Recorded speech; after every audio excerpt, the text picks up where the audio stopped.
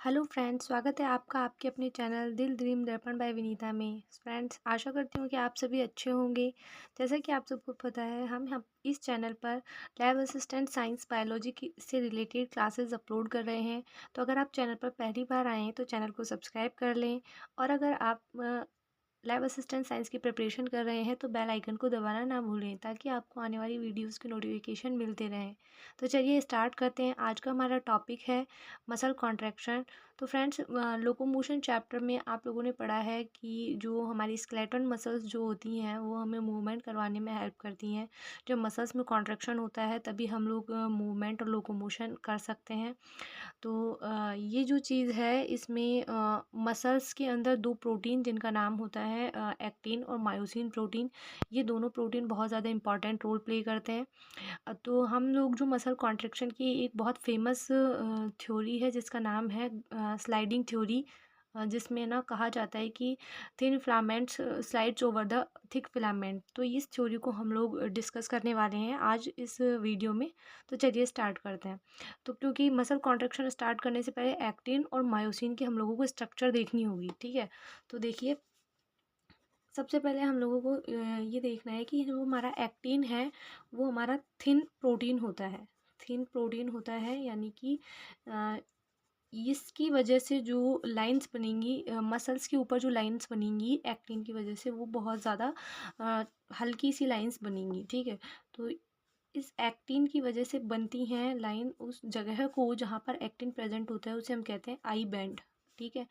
ये याद रखना है हमें कि एक्टिन एक थिन प्रोटीन है और ये आई बैंड बनाता है। जबकि हम मायोसिन के बारे में याद रखना है हम लोगों को कि हमारा जो मायोसिन है वो एक थिक प्रोटीन है और ये बनाता है ए बैंड, ठीक है।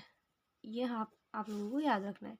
उसके बाद में हम लोग चलेंगे कि एक्टिन जो है हमारा, तो देखिए एक्टिन है ना, स्टार्टिंग में एक ग्लोब्यूलर स्ट्रक्चर होती है, इस तरीके से मोती जैसी स्ट्रक्चर होती है।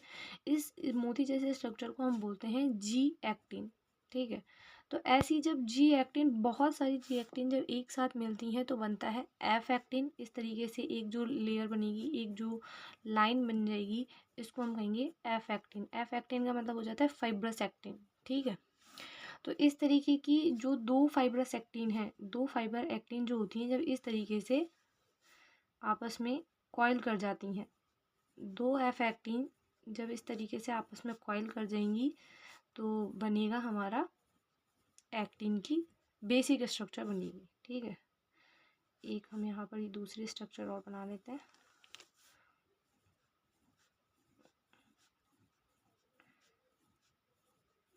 तो ये देखिए, ये हमारा हो गया है G actin, sorry F actin, ये बन करके तैयार हो गया। अब देखिए, जो हमारा एक्टिन होता है, इस एक्टिन के साथ में एक दूसरा प्रोटीन जिसका नाम होता है मायोसिन, ट्रोपोमायोसिन, सॉरी ट्रोपोमायोसिन, ठीक है, ट्रोपोमायोसिन।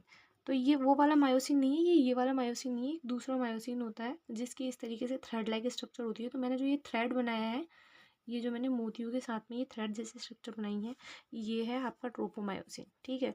तो जैसे जैसे आपका एक्टिन चलता है, एफ एक्टिन जहाँ जहाँ चलेगा वहाँ वहाँ आपका ट्रोपोमायोसिन भी चलेगा, ठीक है। जहाँ जहाँ एक्टिन होगा वहाँ वहाँ ट्रोपोमायोसिन भी चलेगा, ठीक है। और साथ में एक और दूसरा प्रोटीन जिसका नाम हो जाता है ट्रोपोनिन, ठीक है। ये जो ट्रोपोनिन है, ये F actin, troponin, F actin और ट्रोपोमायोसिन, ये तीन चीज़ें मिलकर के बनाते हैं हमारा एक्टिन, एक्टिन प्रोटीन बनाते हैं। चलिए फिर इसके बाद में नेक्स्ट हम चलते हैं मायोसिन के स्ट्रक्चर पे। ये एक्टिन की स्ट्रक्चर कंप्लीट हो गई, ठीक है। अब हम लोग मायोसिन की स्ट्रक्चर देख लें। तो मायोसिन के अंदर देखो, मायोसिन जो होता है ना, ये कई सारी छोटी छोटी सब यूनिट से मिलकर के बना हुआ एक प्रोटीन होता है। मायोसिन कई सारी छोटी छोटी सब यूनिट से मिलकर के बनने वाला एक प्रोटीन होता है। तो ये जो स्मॉलेस्ट यूनिट है मायोसिन की, उसको कहा जाता है मीरोमायोसिन, ठीक है, मीरोमायोसिन, ठीक है। तो मैंने ये लिख दिया है यहाँ पर मीरोमायोसिन। और जो हम ये स्ट्रक्चर पढ़ रहे हैं, ये मायोसिन की स्ट्रक्चर नहीं है, मीरोमायोसिन की स्ट्रक्चर है। तो इस तरीके से कई सारे मीरोमायोसिन जब एक लाइन बनाएंगे तो बनेगा हमारा मायोसिन, ठीक है। तो इस मीरोमायोसिन में एक तो ये वाला पोर्शन होता है, ठीक है, जो इस पोर्शन को कहा जाता है टेल रीजन, ठीक है। टेलीजन, तो इसका जो वेट होता है थोड़ा कम होता है, तो इसीलिए हम इसको बोलते हैं लाइट मीरोमायोसिन, यानी LMM हम इसको बोल देते हैं, ठीक है। उसके बाद में यहाँ पर एक छोटा सा शॉर्ट आर्म प्रेजेंट होती है, शॉर्ट आर्म, छोटी सा रीजन इसके अंदर प्रेजेंट होता है, और इस शॉर्ट आर्म के ऊपर दो, ये एक हेड, ये दूसरा हेड, तो ये दो ग्लोबुलर हेड प्रेजेंट होते हैं, ठीक है। तो ये शॉर्ट आर्म और ये दो ग्लोबुलर हेड मिलकर के क्या बना लेते हैं, तो ये बना लेते हैं हैवी मीरोमायोसिन, ठीक है। और इन दोनों ही चीज़ों को मिला करके हम क्रॉस आर्म भी बोल सकते हैं, ठीक है। क्रॉस आर्म भी हम इनको बोल सकते हैं, और इनको ये हैवी मीरोमायोसिन भी बोल सकते हैं। ये जो हेड वाला रीजन होता है, यहाँ हेड वाले रीजन पर यहाँ पर प्रेजेंट होती हैं आपके एक्टिन बाइंडिंग साइट, ठीक है। मतलब इस वाले पोर्शन के थ्रू मायोसिन जो है एक्टिन से बाइंड करता है, ठीक है। और एक्टिन बाइंडिंग साइट के साथ में ही यहाँ पर होती है इसमें ATP बाइंडिंग साइट, तो यानी यहाँ पर जो होता है ATP बाइंड करता है, ठीक है।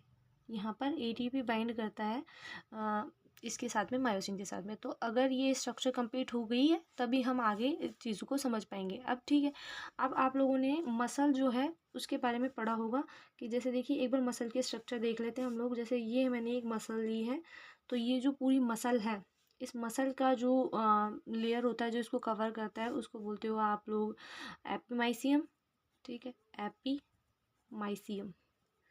इस मसल के अंदर बहुत सारे मसल बंडल प्रेजेंट होते हैं इस तरीके से। इन मसल बंडल को आप कहते हो फैसिकल, ठीक है।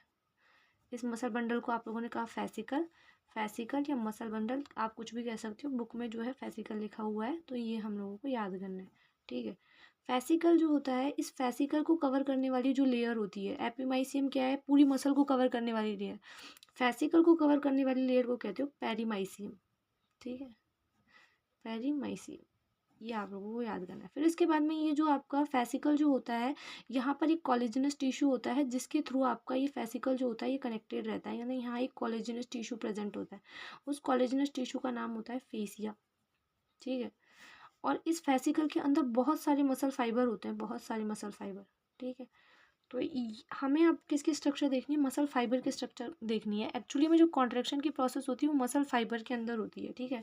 तो हम लोग यहाँ पर देख लेते हैं, ये सपोज कीजिए मैंने ये एक मसल फाइबर बनाया है। मसल फाइबर इस तरीके का होता है, ठीक है। और इस मसल फाइबर के अंदर यहाँ पर क्या प्रेजेंट होता है, यहाँ पर एक्टिन भी प्रेजेंट होता है, यहाँ पर मायोसिन प्रेजेंट होता है, यहाँ एक्टिन प्रेजेंट है, यहाँ मायोसिन प्रेजेंट है। इस तरीके से ये मसल फाइबर बन जाता है, ठीक है। तो ये मसल फाइबर, एक बार इसके स्ट्रक्चर भी थोड़ा सा हम लोग देख लेते हैं कि ये मसल फाइबर जो होता है, इस मसल फाइबर की जो आउटर लेयर होती है, मसल फाइबर एक्चुअली में एक सेल ही है। जिस तरीके से सेल के अंदर साइटोप्लाज्म प्रेजेंट होता है, उसी तरीके से मसल फाइबर के अंदर सार्कोप्लाज्म प्रेजेंट होता है, ठीक है। सार्कोप्लाज्म प्रेजेंट हो जाता है। जिस तरीके से सेल के अंदर एंडोप्लाज्मिक रेटिकुलम प्रेजेंट होती है, वैसे ही यहाँ पर सार्कोप्लाज्मिक रेटिकुलम प्रेजेंट होती है, सार्कोप्लाज्मिक रेटिकुलम। अब हमें एक स्पेशल चीज़ ये याद रखनी है कि भाई जो हमारी एंडोप्लाज्मिक रेटिकुलम होती है वो प्रोटीन सिंथेसिस का काम करती है, ठीक है। लेकिन यहाँ पर जो सार्कोप्लाज्मिक रेटिकुलम होती है, इसका स्पेशली काम होता है कैल्शियम आयंस को स्टोर करना, कैल्शियम आयन स्टोरेज का काम ये करती है, ठीक है। अब हम उस चीज़ के बारे में अभी पढ़ेंगे कि ये कैल्शियम का क्या किया जाता है, ठीक है। तो हम लोगों ने क्या देखा कि भाई ये जो हमारी मसल थी, इस पूरी मसल के अंदर फेसिकल था, फेशिया था, और फेसिकल के अंदर बहुत सारे मसल फाइबर थे। इन मसल फाइबर के अंदर जो लिक्विड प्रेजेंट होगा वो सार्कोप्लाज्म हो जाएगा, और इसमें जो सार्कोप्लाज्मिक रेटिकुलम होगी वो कैल्शियम आयन का स्टोरेज करेगी। ये मसल फाइबर आगे चल करके बहुत पतले पतले फाइबर से मिलकर के, फाइब्रिल से मिलकर के बना होता है। तो वो जो पतले पतले फाइब्रिल्स होते हैं उनको बोलते हैं हम लोग मसल फाइब्रिल, या मायोफाइब्रिल भी आप लोगों को लिखा हुआ मिलेगा। तो मायोफाइब्रिल वर्ड का यूज़ भी कर सकते हो, या मायोफ्लामेंट का यूज़ भी कर सकते हो, ठीक है। अब हम देखेंगे एक्चुअली में कॉन्ट्रैक्शन होता कैसे।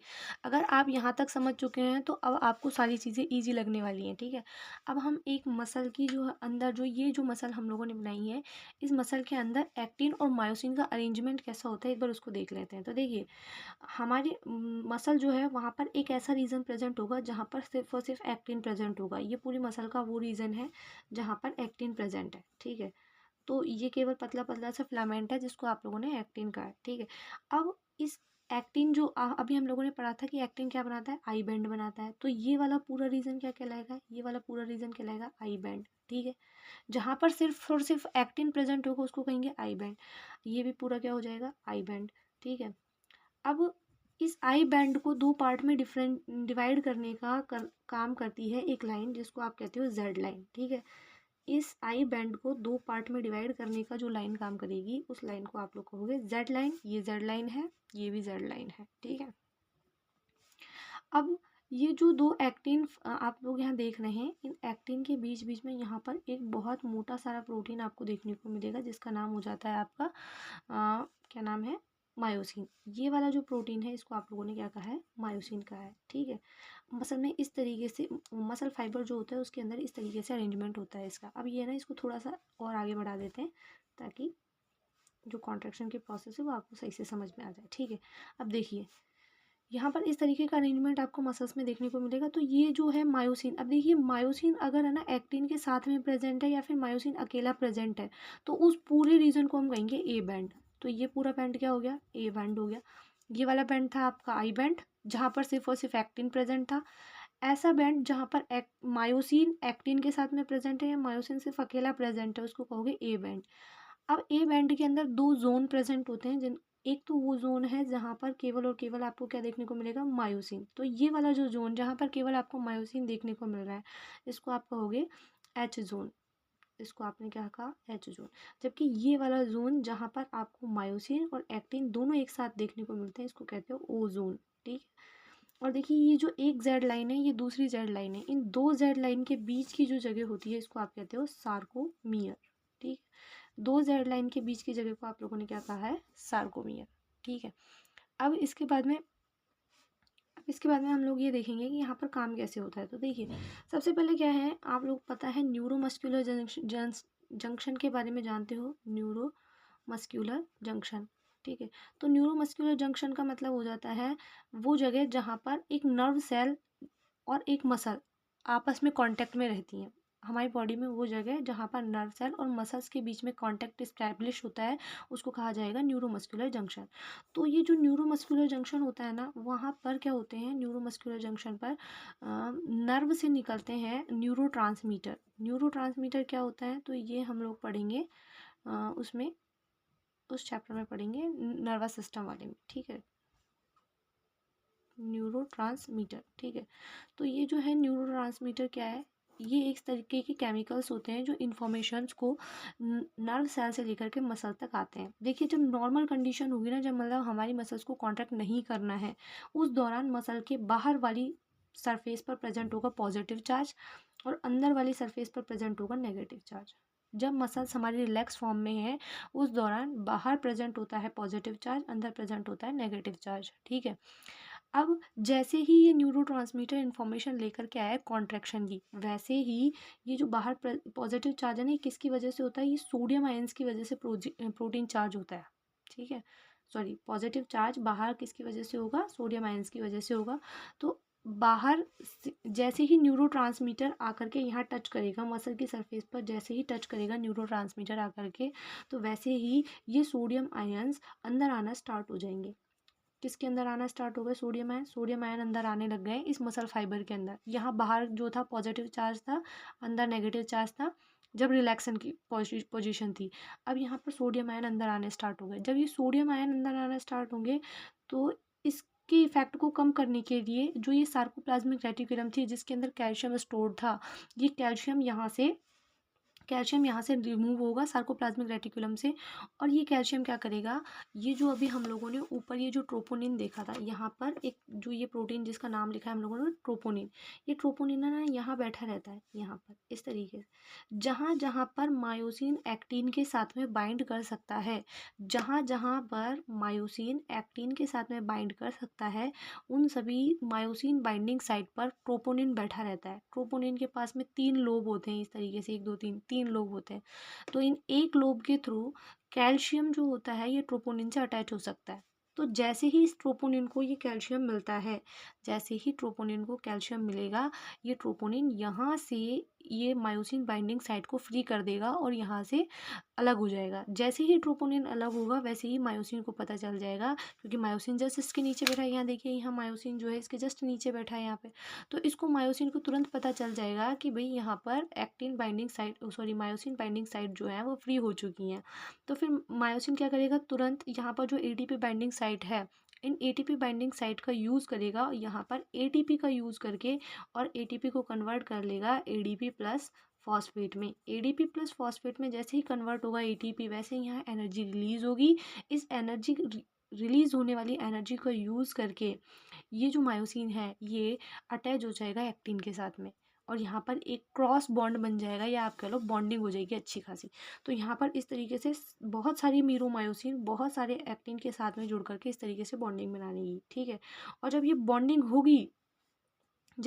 होगी उसके बाद में ये मायोसिन क्या करेगा, ये मायोसिन इस एक्टिन को इस तरीके से अंदर की तरफ खींचेगा, अंदर की तरफ। तो ये यहाँ से अंदर की तरफ आना स्टार्ट हो जाएंगे, ठीक है। जब तक आपकी मसल को कॉन्ट्रैक्ट रखना है, कॉन्ट्रैक्शन की पोजीशन में रखना है, तब तक इसी तरीके से मायोसिन लगातार एटीपी का यूज़ करता जाएगा, और एटीपी का यूज़ करके इस बॉन्डिंग को मजबूत बनाता रहेगा, ठीक है। अब जैसे ही मसल्स को रिलैक्स करना है, वैसे ही क्या होगा, ये जो कैल्शियम के साथ में ये कैल्शियम के साथ में जो ट्रोपोनिन अटैच हुआ था, ट्रोपोनिन फिर से कैल्शियम को छोड़ देगा, कैल्शियम फिर से सार्कोप्लाज्मिक रेटिकुलम में चला जाएगा, ट्रोपोनिन फिर से आकर के अपनी एक्चुअल साइट पर बैठ जाएगा, और जब ट्रोपोनिन आएगा तो ये मायोसिन अपने आप इस जगह को छोड़ देगा, और ये जो बॉन्डिंग यहाँ बनी थी ये बॉन्डिंग ब्रेक हो जाएगी, और ये बॉन्डिंग ब्रेक होते ही आपकी मसल्स एक्चुअल पोजीशन में यानी रिलैक्स की पोजीशन में आ जाएगी, ठीक है। अब यहाँ पर देखिए ये जो हम कह रहे हैं कि यहाँ पर कॉन्ट्रैक्शन होगा, यानी कि ये जो थिन फिलामेंट वाला प्रोटीन है ये थिक फिलामेंट के ऊपर स्लाइड करता है, ठीक है। इसीलिए इस थ्योरी को कहा जाता है thin filament slides over the thick filament theory, ठीक है। स्लाइडिंग थ्योरी भी इसको कहा जाता है, ठीक है। अब एक चीज़ ये याद रखिए कि यहाँ पर कौन कौन सी जोन जो है वो उनके ऊपर इफेक्ट होगा। तो देखिए जब ये जो है इसको अपनी तरफ खींचेगा, एक्टिन को जब मायोसिन खींचता है उस दौरान सबसे पहले ये देखिए आई बैंड जो है वो छोटा हो जाएगा, आई बैंड की साइज़ जो है वो छोटी हो जाएगी, क्योंकि आई जो एक्टिन है वो इस अंदर चला जाएगा, ठीक है। फिर दूसरा ए बैंड जो है वो भी छोटा हो जाएगा। भाई ए बैंड जो है वो क्या है, एक्टिन और मायोसिन दोनों की ओवरलैपिंग से स्टार्ट हो रहा है, तो जब एक्टिन की साइज़ छोटी होगी तो ओवरलैपिंग ज़्यादा हो जाएगी, तो ए बैंड की साइज़ भी छोटी हो जाएगी, ए बैंड की साइज़ छोटी हो जाएगी, आई बैंड की साइज़ छोटी हो जाएगी, एच जोन की साइज़ भी छोटी हो जाएगी, लेकिन ओ जोन की साइज़ बढ़ जाएगी, सार्कोमियर की साइज़ भी छोटी हो जाएगी, ठीक है। तो फ्रेंड्स ये थी हमारी मसल कॉन्ट्रैक्शन थ्योरी थी। आई होप आप लोगों को चीज़ें समझ में आई होगी। अगर कोई क्वेरी है, अगर कोई आपको शिकायत है तो प्लीज़ कमेंट ज़रूर कीजिएगा, और अगर वीडियो पसंद आई हो तो वीडियो को लाइक ज़रूर कीजिएगा। Thank you so much for watching.